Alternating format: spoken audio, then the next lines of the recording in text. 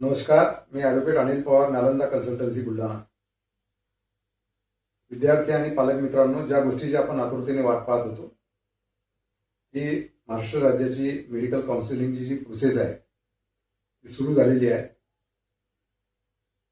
5/8/2026 रोजी सीईटी सेलच्या अधिकृत वेबसाईटवर 85% कोटा जो आहे मेडिकलच्या सीट्स भरण्यासंबंधीचा, ज्यामध्ये गव्हर्नमेंट कॉलेजेस त्याचबरोबर सेमी गव्हर्नमेंट कॉलेजेस किंवा ज्याला आपण प्रायव्हेट कॉलेजेस म्हणतो त्या कॉलेजेसच्या 85% जागा भरण्यासाठी काउन्सिलिंग प्रक्रिया सुरू झालेली आहे. ती जी काउन्सिलिंग प्रक्रिया आहे तर त्याचा कॅप राऊंड 1 जो आहे हा पर्टिक्युलरली MBBS आणि BDS या सीट्ससाठी सुरू होणार आहे. तर त्याचं जे शेड्यूल आलेलं आहे त्या शेड्यूलनुसार ऑनलाईन रजिस्ट्रेशन हे 6/8/2026 म्हणजे आजपासून सुरू झालेलं आहे. तर ते 12/8/2026च्या रात्री 11:59 म्हणजे रात्री 12पर्यंत जवळपास सुरू राहील. त्यानंतर पेमेंट ऑफ रजिस्ट्रेशन जे आहे, फीज जी आहे ती फीज 6/8/26 पासून ते 13/8/2026 पर्यंत भरायची आहे. ही जी फीज आहे तर रजिस्ट्रेशनसाठी 1,000 रुपये फीज आहे आणि मॅनेजमेंट कोट्यातून किंवा इन्स्टिट्यूशनल कोट्याच्या मार्फत जर जायचं असेल तर त्याची 5,000 रुपये फी आहे.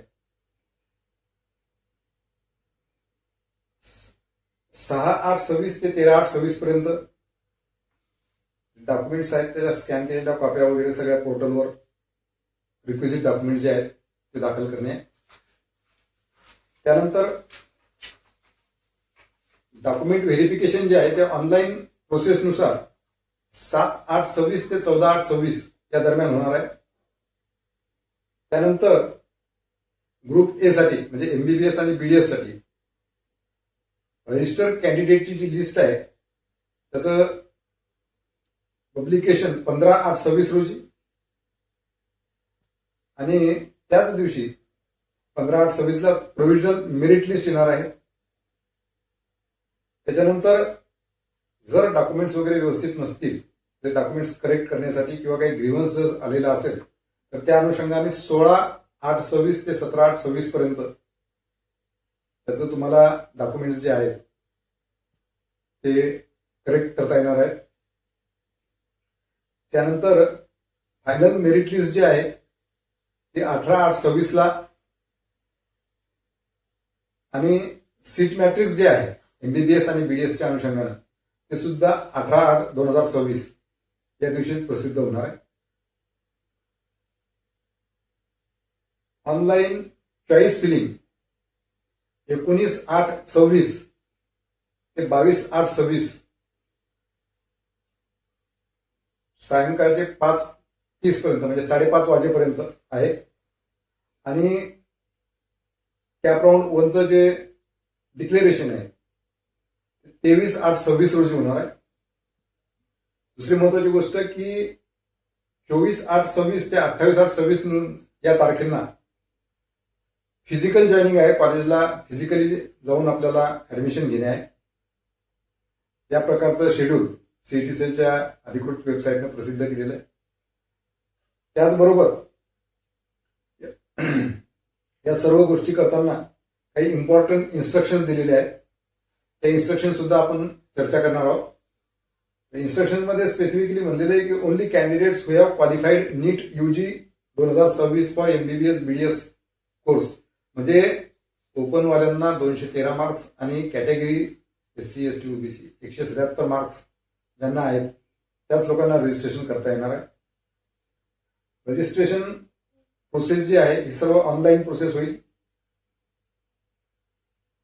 आवश्यक ते दस्त विद्यार्थ्यांनी दाखल करायचे आहे.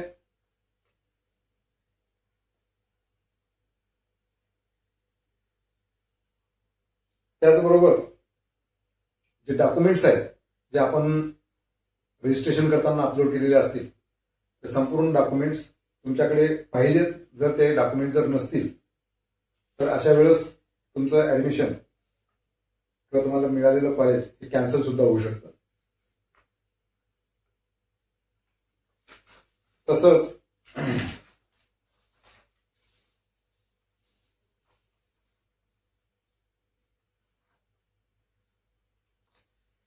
EWS या कॅटेगरीतल्या विद्यार्थ्यांसाठी 2026-27 अकॅडमिक इयरसाठी जे व्हॅलिड सर्टिफिकेट आहे त्या सर्टिफिकेटची आवश्यकता भासणार आहे.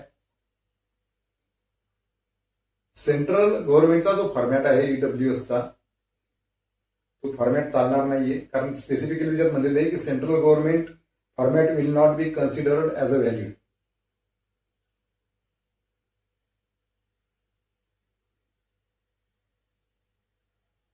आपण ज्या कॅटेगरीमध्ये येतो त्या कॅटेगरी मेन्शन करणं आवश्यक आहे.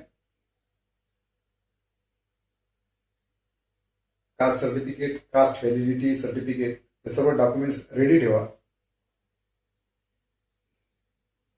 त्याचबरोबर ज्या विद्यार्थ्यांकडे म्हणजे caste validity certificate for OBC SEBC candidates only has been extended up to 6 months, म्हणजे विद्यार्थ्यांची जर कास्ट व्हॅलिडिटी झालेली नसेल, पर्टिक्युलरली